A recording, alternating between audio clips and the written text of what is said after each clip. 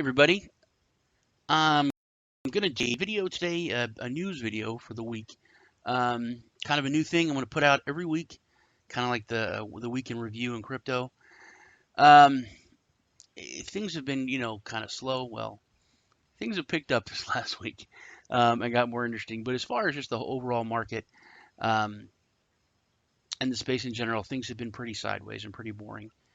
With the bear market going on for as long as it has and as bad as it has, the interest has dropped off. So it's been, searching out oddities and things that aren't being talked about that much is a lot easier because there's not a lot of people talking, and but there's also not a lot of people listening. So I wanted to do a news video to kind of incorporate that into my channel to give something to my regular viewers so they have something to come back and check on. I talked to my friend Crypto Vapor about it. And we're both like, man, we can't do those news videos every day and then still do the stuff we do. So I thought, hey, what about a once a week thing? And we both thought, yeah, it's a really good idea. So that's what we're both gonna start doing that. He put his out last week. This is my first one this week. So I hope you guys like it. Hope you enjoy it. Give me a thumbs up. Give me some comments. If this is your first time. Got a lot of other stuff that I like to kind of search out and go over things that I think people aren't talking about that most people don't know about. But I think they have value. They're pretty cool. First thing I need to go over is, of course, the Bitcoin fork. I'm just going to kind of get it out of the way. It is, I think, just one of the worst things to happen in the industry. Period. Um, it has given the black eye to us really bad. All the infighting. I mean, just basically when Bitcoin Cash broke away, it was kind of a black eye also. But the fighting and the threats, and this has just been ridiculous. It's been, with Roger Ver and Craig Wright, fake Satoshi, faux Satoshi, Dick, whatever you want to call him. Which surprisingly, he's been the biggest asshole instead of Roger Ver. Roger Ver, he can say like the nicest words, but they just come out a certain way that makes you just irks you. Even though he's saying really good stuff, he wants to do good things, and everything makes sense that's coming out of his mouth. It just, I don't know why, but it just comes out a bad way. But Craig Wright threatened, was throwing threats around, was talking so much trash. He was going to crush Bitcoin Cash ABC. He was going to crush other coins. They have so much power. They have so much hash rate. They're going to just destroy everything. Of course, it's a big surprise. He may have lied because everything's over. No 51% tax. No, nothing's being shut down. Nothing happened. ABC is actually in the lead as far as the fork goes. The valuation of it is way up versus the SV. There's really not a ton to go over. It's over. It's done. Thank God it's over. I was watching Crypto Zombie. He kind of summed it up best when he said this. I'll play this video. Now, as you can see, this has been reported by a lot of different exchanges. Poloniex came out. They said, we've finished converting all BCH balances to BCH ABC and BCH SV. The BCH market is now disabled. BCH ABC/BTC and BCH SV/BTC will, and BCH ABC/USDC and BCH SV USDC markets are open. Deposits and withdrawals of BCH ABC and BCH SV are still paused and will remain paused until the network stabilized. So, basically, did you see what Jacob Canfield said? He's like, can you imagine being new to crypto and trying to decipher what the heck this means? Like, we thought it was confusing when we had to explain the difference between Bitcoin and Bitcoin Cash. Now, enjoy having this conversation with your family at Thanksgiving dinner. Coming up. So anyway, somebody down here says, what will happen to my Bitcoin Cash? Will it be given back or what? And Mount Gox with an X says, no, it's perfectly normal that you're confused, so let me explain. Your shit coins have split. hard forked into two different shitcoins. The original shitcoins are gone. Also, there's a hash war going on led by a compulsive liar versus a maniac gambler. So there you go. Like I said, he pretty much said it best. If you're looking for like daily news, I really watch like Crypto Zombie and Crypto Bitcoin Chris. Um, Crypto Bitcoin Chris is a little bit more on the technical side as well as the news, but they're both, I'd say, my top two news channels for daily stuff, and they put out one or two videos a day. But I'm just like I said, I'm just going to be doing the news videos once a week. First thing I want to hit is our buddies at the SEC. This is from Forbes. The SEC came out and they went after two Ethereum ICOs, two easy targets. They hit them and fined them. One of them was Paragon and Carrier. They charged them $250,000 each. This one was like a weed startup. It was just very. I mean, like I said, they're easy targets. The CEO or head of Paragon was actually happy about it. You know, they made tons of money, millions, and they only had to pay out $250,000 in fines, and they're good to go and clear. So he said it was actually a good thing. So the SEC is making these moves now before the ETF decision, which I think is a good thing. I think this is a good sign that they're showing that they're actually regulating the market, they're involved. So if they do make the approval on it, which I'm hoping that they do, I'm leaning towards the fact that I think they will. It's not like such a landmark thing because they've already been making some moves in the crypto space before they get up to the decision. Speaking of their moves, they did make a statement, which is a little scary. Basically, it's a statement on digital asset securities, issuance, and trading. They talked about how they hit those two ICOs and two projects with the fines. But basically, what it breaks down to is that they are first and foremost, which no one's really talked about, is they call cryptocurrencies an asset. And they talk about the new technology, using new technologies such as blockchain. And that all market participants, that means you and me, must still adhere to our well-established and well-functioning federal securities law framework when dealing with technical innovations, regardless of whether the securities are issued in a certified form or using new technologies such as blockchain. Basically,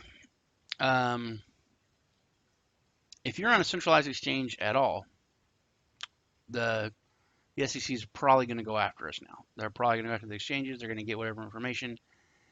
Even DEXs, if you're going to operate a DEX, they're gonna try to get information. So it's growing. The space is growing. It's maturing, but now I think we're in for a little bit of regulation fighting. But that is coming, and I'll leave you a link. You can read over that.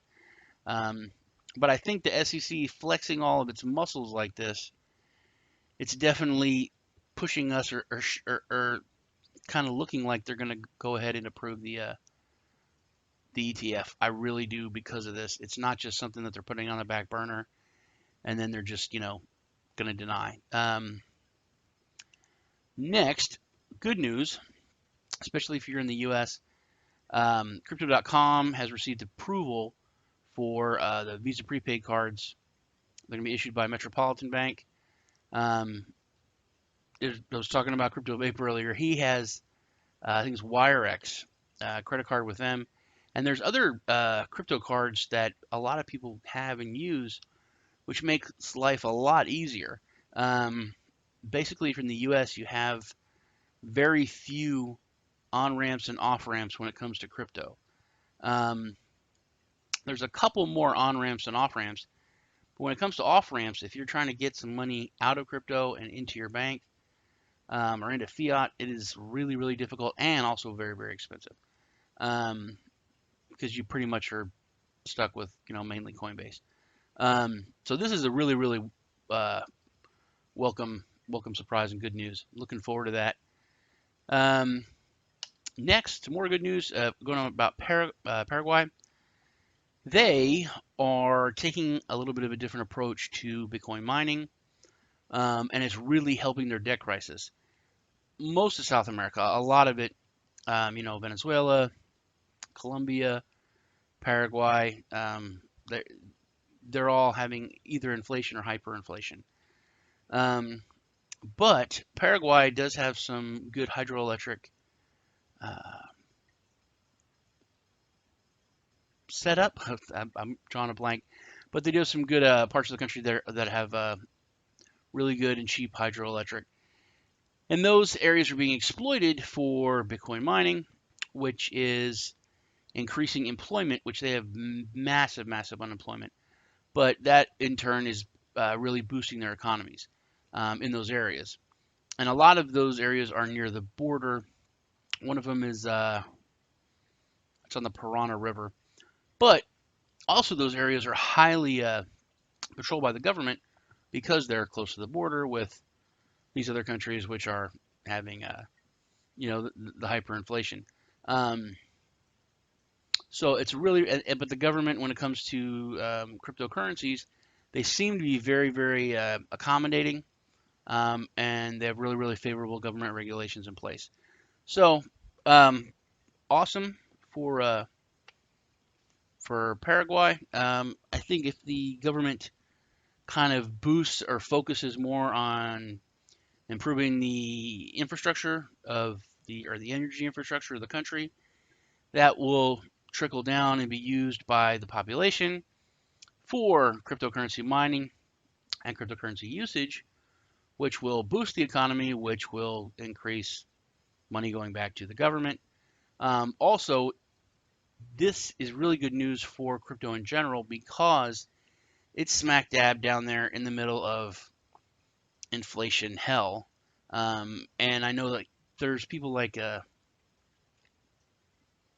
I forgot the Mother Teresa of blockchain's name, um, David Hay, and other people that are trying to push and educate people on cryptocurrency and how it's a lot better than their traditional fiat and their government-backed um, fiat and securities. Um, but it's been very difficult because they all went down there right towards the end of the bull market. So now they're trying to tell people how they should use these cryptocurrencies because they're so much better and so much more stable. And a lot of them have lost like 80%, 70% of their value, which is still way better than most of the currencies in Paraguay or as a Paraguay. One of them, like the average monthly income is like a buck 50. So it's like one point 0.5 of a, I forget what it was, but it was point 0.5 of some coin. It was like $2 or buck 75 is like a whole month's pay. So still, even with as bad and as volatile as the crypto market has been through the bear market, still a lot better than a wheelbarrow full of paper money. Um, so good news for Paraguay. Also, if you're into gaming, um, my kids have a gaming channel and um, kind of pop culture channel called the Social Nerds. So they think my everything I go with Bitcoin, crypto, and blockchain is just goofy. But this I sent them these stories. Um, there is a company came out made up of Activision, Blizzard. Activision makes like Call of Duty, Blizzard, Wizard, WoW, World of Warcraft, Command and Conquer. A lot of RPG. They raised $16 million for item-based blockchain gaming platform. So they're going to release this gaming platform. I think that games are going to be one of the biggest ways to get more people into crypto, into blockchain. It's called Mythical Games. Like I said, they're made up of a lot of people from these huge, huge gaming companies. Um, and they, even with the bear market, they went through a more traditional form of raising the funds from like VCs and VC funds. They got a lot from the EOS VC fund. Um, their Mythical Games will initially deploy using EOS blockchain, although it expects to have its own blockchain, be blockchain agnostic in the long term, so you can interact with others. In terms of Mythical Games plans to do, it's developing a platform that will enable game developers to create and deploy their games, which are secured on the blockchain, allowing them to be customized and traded by players. This is one of the big things with blockchain-based games is that you can trade items from one game to another. So you could have a gun in Call of Duty and trade it to World of Warcraft, even though it's not. And in some instances it may not actually work, but you have it, you can use it. Your character can use it. It's still a lot of the stuff I looked into on it and checked out. It was still kind of just being developed, but it's a really cool thought and it's really cool for gamers because they have most gamers have so little control and they're really at the mercy of these companies. And blockchain once again just fixes a lot of that stuff. And some of the funding will be invested in the sale or the slate of games to test and demonstrate how these new um, item-led game economies will operate. Like I said, it really is in the infancy, but the stuff that I've seen on it, it's really, really cool. Um, and this is another thing when it comes to the SEC, the government. Coinbase and Circle, they just announced the USDC. It's a digital stablecoin. Now Circle, it's from Circle. What this goes over is they are a fully regulated exchange. Now, when you hear that, that's like, oh, that's great. Yeah, it's adoption and everything's wonderful. But when it comes to stability and regulation, you've got to give up some other things. And whenever you involve the government, you're going to give up some of your privacy and freedom. So, USDC stablecoin, if it, and you have, this is in Circle, if they not assume, if they think that you might be involved in anything illegal, or you may have gotten funds, the USDC funds from someone who they think may have been shady or illegal, they can freeze your funds and they can delete your account, kick you off. So I may get some money from someone in a different country that owes me something for whatever, or I buy something, whatever it is, they send me USDC to my wallet. I don't know that their wallet is flagged as a bad wallet, a blacklisted wallet. So if I receive it, Circle can freeze my money and they can get rid of my account. Just putting that out there. You need to check that out. Whenever it comes to fully regulated whatever, read everything. Make sure you know what's going on. Then last, I want to go over the tale of two exchanges. One is Metamorph, and one is Axenet. Now these were both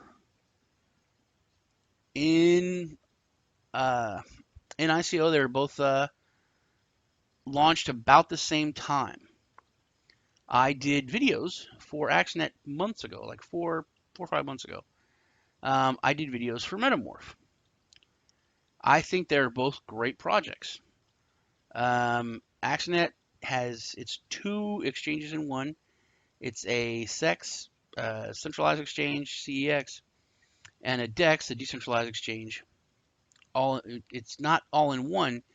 It's two completely separate exchanges, but you just click a little switch and it switches you from the centralized to the decentralized.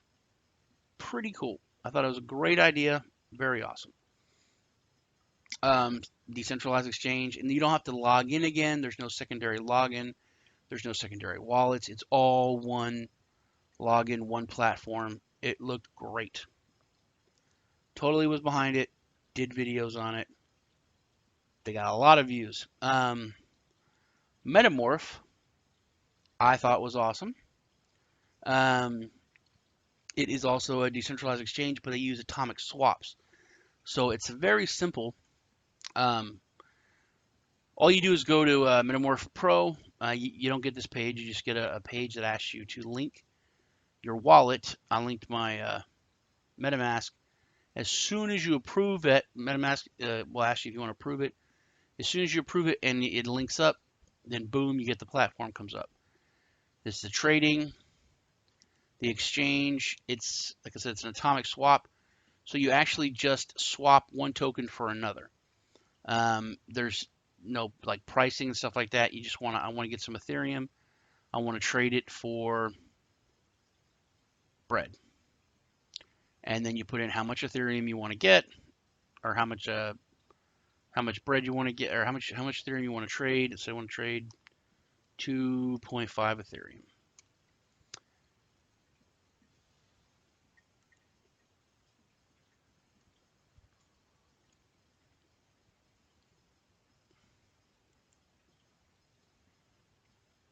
Oh, that was trading the other way. Okay. So I'm going to trade 2.5 Ethereum to bread. That may be offline. Oh, that is offline. That's why it's gray.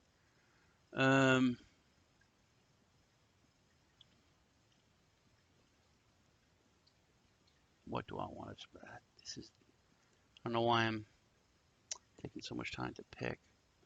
I don't want to get. I actually got some 0x token here the other day, which I don't know if it's still in my wallet. Anyway, you do that, then you put in your wallet address, and then it just swaps it out. Then the wallets are here. They load up. Everything's running kind of slow because I'm recording. But it's very clean. It's very easy to use. The thing about Metamorph is they were supposed to launch mid-October.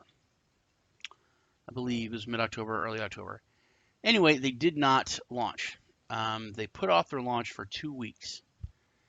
When they did that, they made a video about why.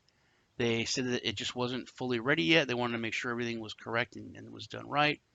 Also, there's a built-in portfolio, which I think is awesome, so you don't have to go to CoinMarketCap and check it. All your stuff is there. It's all updated. It tells you how much you have and all that. It's really cool. But so they put it off, and people were not happy about it. People complained about it, and I actually did a video on it, and I said I think it's kind of a good thing because I've seen so many projects which they're more concerned about that roadmap than they are in putting something out that is good, that is done right, and is done correctly. But they didn't just put it off. They made a video on why they were keeping up with announcements.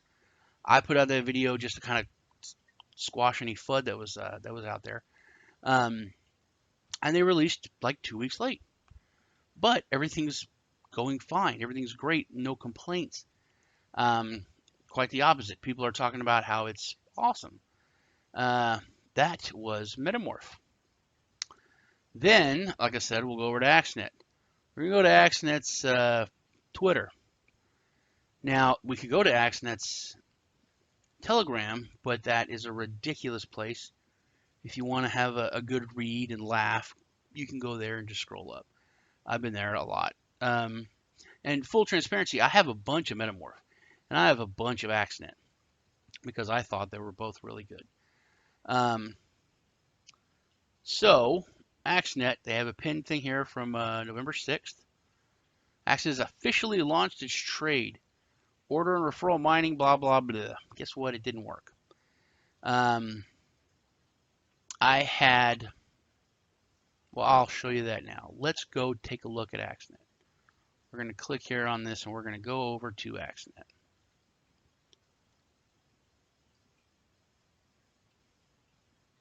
This takes you here to their main page, which was also the ICO page, a true centralized and decentralized exchange. And then, let me close some of these tabs real quick. Okay. Then if you click on Start Trading, well, if I click on Start Trading, this is what I see.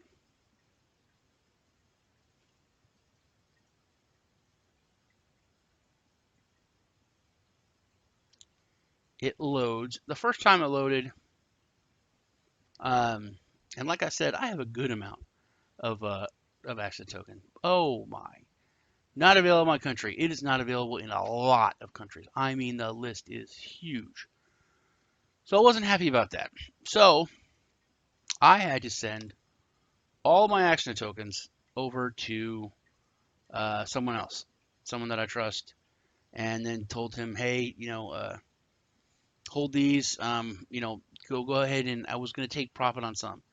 Now the token went for 19 cents in ICO. May have went to for 22, but it was at least 19 cents.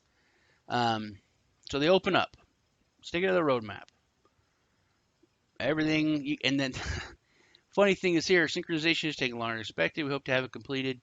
Then we're opening up limited pairs, the rest of the digital assets, blah blah blah. We're expected to support 10 additional exchanges on Blockfolio.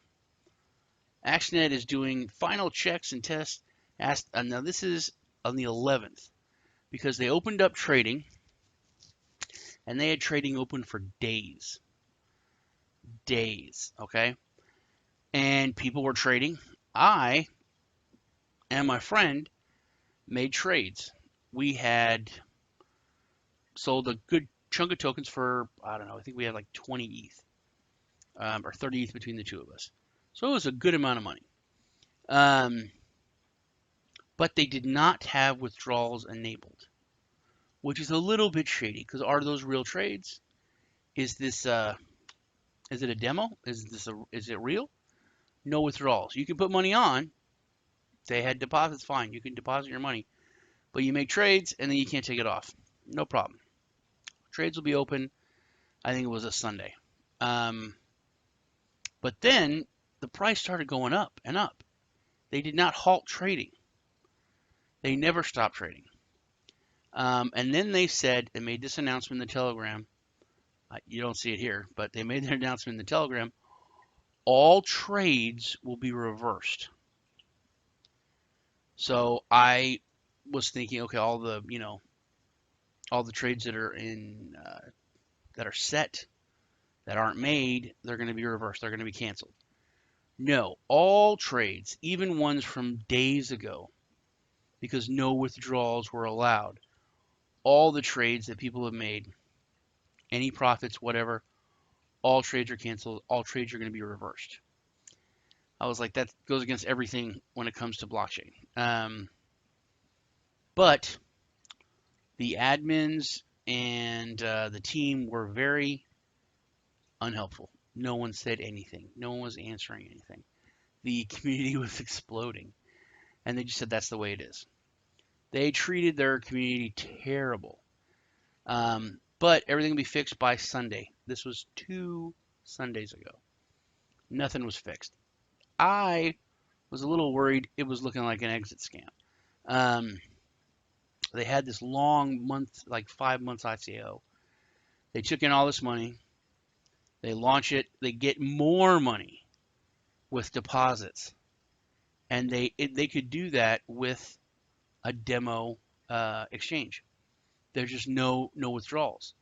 So that none of the trades were actually real. They just reversed them.